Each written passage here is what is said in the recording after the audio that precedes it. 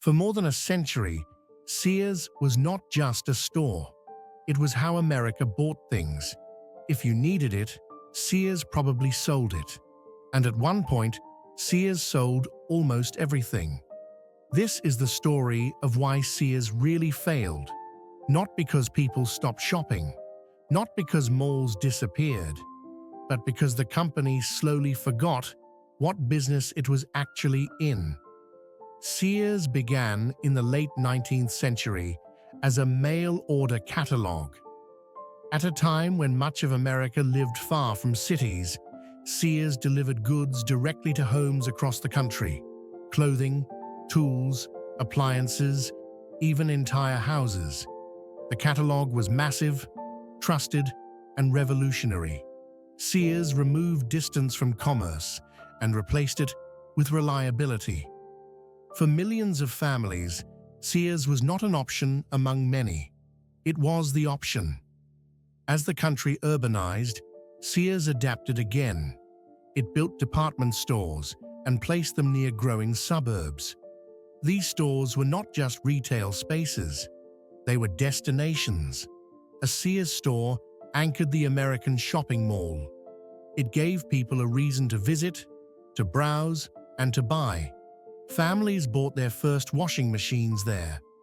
Craftsman tools filled garages across the country. Kenmore appliances became fixtures in American kitchens. Sears stood for durability, value, and trust. By the middle of the 20th century, Sears was the largest retailer in the world. It employed hundreds of thousands of people. It controlled enormous purchasing power. It owned prime real estate in nearly every major market. And most importantly, it had a deep emotional relationship with its customers. That position should have been unassailable. But over time, success created a dangerous assumption. Sears began to believe that scale itself was the advantage, that being big mattered more than being relevant. As retail evolved, competitors became sharper and more specialized. Specialty stores offered deeper selections. Discount chains optimized pricing and logistics. New retailers invested heavily in data, inventory systems, and customer experience. Sears responded slowly, and often without a clear strategy. Its stores began to stagnate. Many locations went years without meaningful renovation. Lighting grew dim. Floor plans became cluttered and confusing. Inventory felt mismatched to modern shoppers. What once felt dependable now felt tired. At the same time, internal culture shifted in a subtle but damaging way.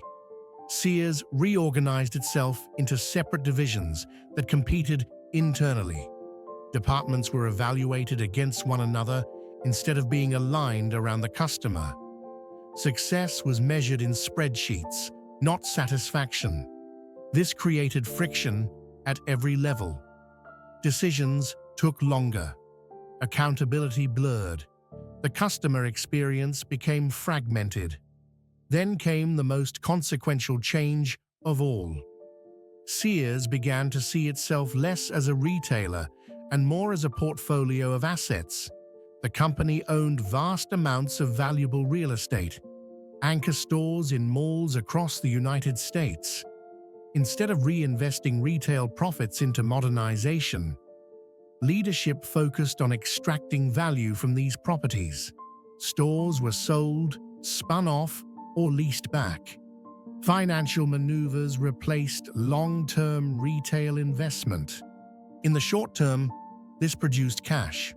On paper, it looked disciplined. In reality, it starved the core business. Retail is not static. It demands constant reinvention. Systems must evolve. Stores must adapt. Employees must be trained. Sears chose cost-cutting and asset optimization over customer experience. This hollowed the company from the inside. The irony was that Sears was uniquely positioned to succeed in the digital era. Its catalog business had already solved nationwide distribution. It had decades of customer data. It had trusted household brands. Yet when e-commerce accelerated, Sears hesitated. Online efforts were underfunded and poorly integrated. Digital strategy was treated as a side project instead of a fundamental shift.